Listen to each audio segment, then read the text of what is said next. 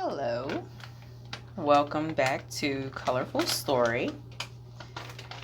I am going to discuss a very touchy topic um, regarding American history, and that topic will be race and its origins in this country. So, most of the time, when you think of the word race, sometimes it's being confused with ethnicity. And most of the time, people don't realize that when you're black or white, they just assume that just is what is, but it did have a place where it originated from. So you probably heard that race is a social construct, which it is. You probably heard people say that, you're using the race card if you're calling them out on saying something racist. You've probably heard people say, I don't see color. Yet these same people stop at traffic lights.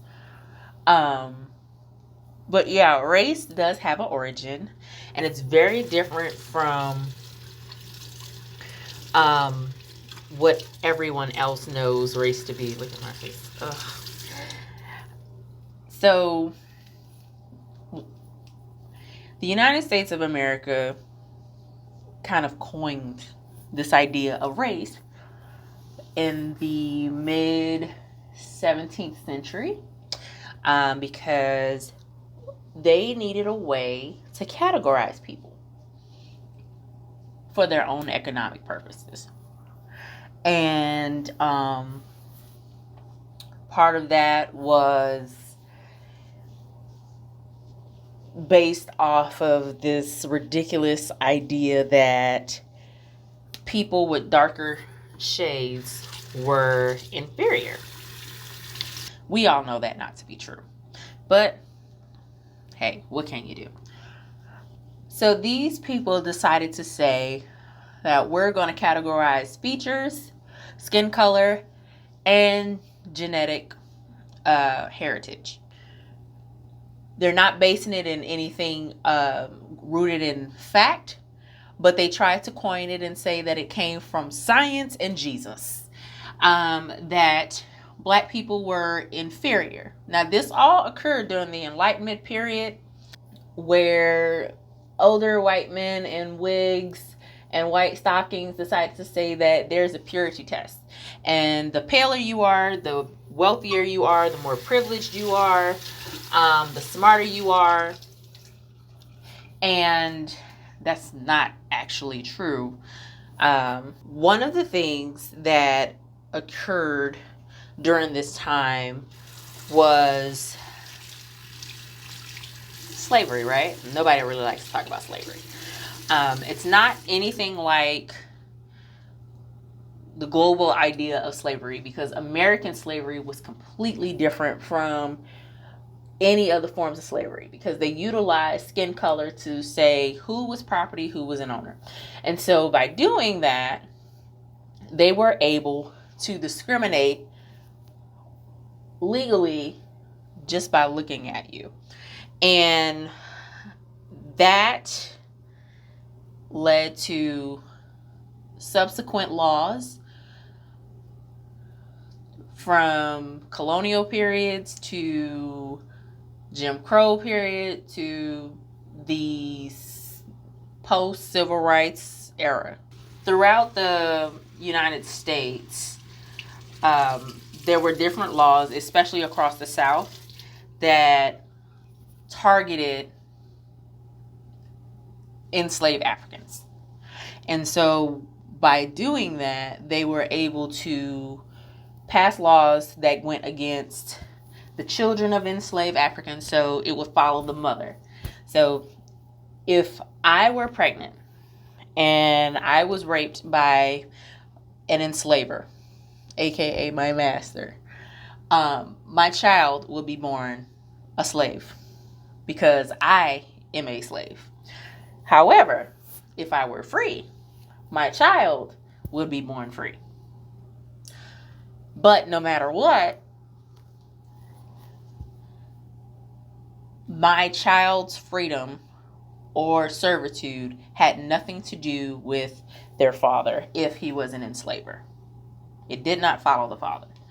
A lot of times, this gave way for enslavers to rape black women who were enslaved and cause jealousy amongst their mistresses, the mistresses of the enslavers. And so there have been stories of illegitimate children of slave masters being utilized to be house workers, because most of the time they were fairer skinned, and that caused beef between dark skinned slaves and light skinned slaves. What we grew up knowing as house Negroes and field Negroes. Because if you were outside, you were in the fields and you were darker. If you were inside, you were in the house and you were fairer and the sun barely touched your skin. So colorism roots, there it is. But when we start to talk about what happens with the children of enslavers, those children would become pets in many cases. Yes, pets.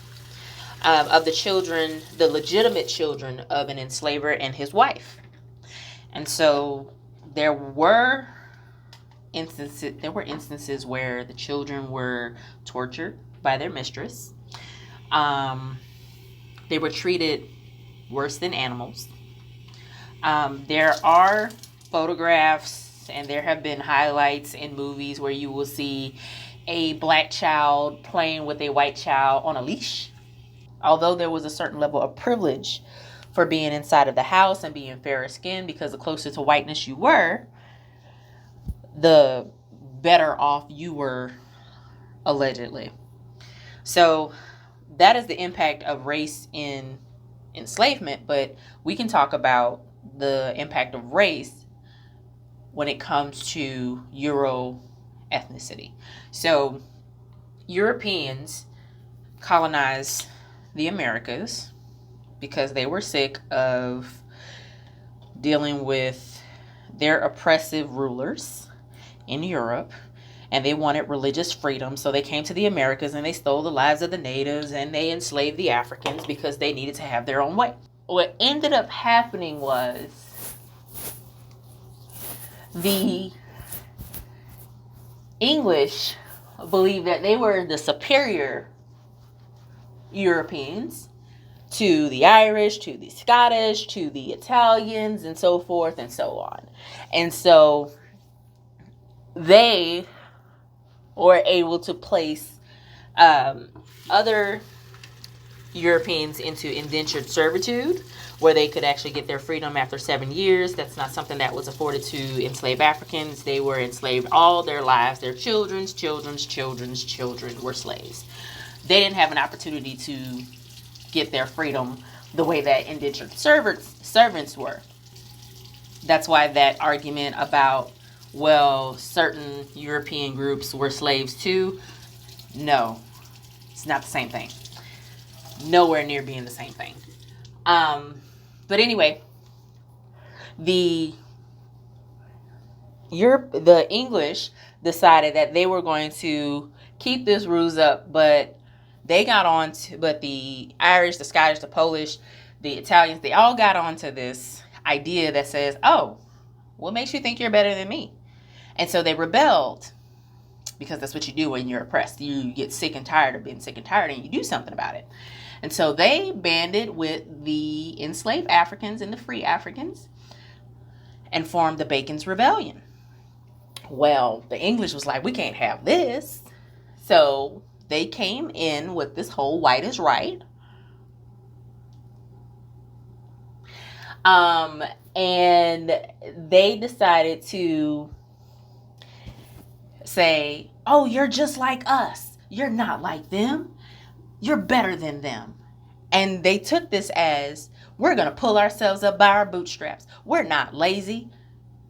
Granted, the English and any other colonizer who owned slaves decided to call enslaved Africans lazy, but they didn't do the work. They never worked. The colony of Roanoke destroyed itself because they could not survive without the work of indigenous and enslaved Africans, just to give you an idea. Look it up. It's a great story. American Horror Story even made a film about it. Love it. I'm sorry, TV show.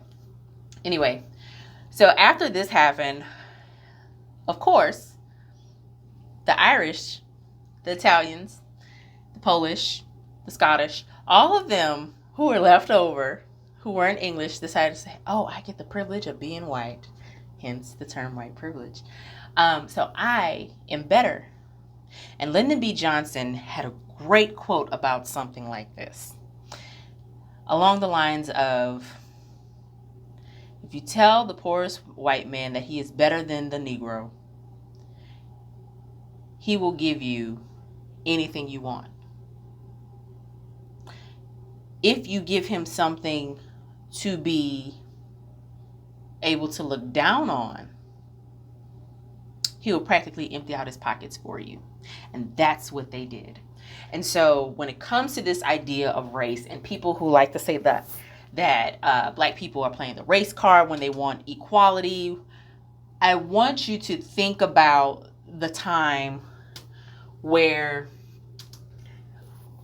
race was invented, why race was invented, who invented race, and who was it meant to legally disenfranchise. So we can't play the race card. We didn't invent it. We're just operating within the confines of the environment that we've been presented with. And so we don't like this. We don't like the circumstances that we've been placed in. So of course we're going to rebel, which is what you're seeing in the uprisings today. We're going to make sure that you understand that race plays a role in this situation. If you're going to use it right. Thank you so much for stopping by.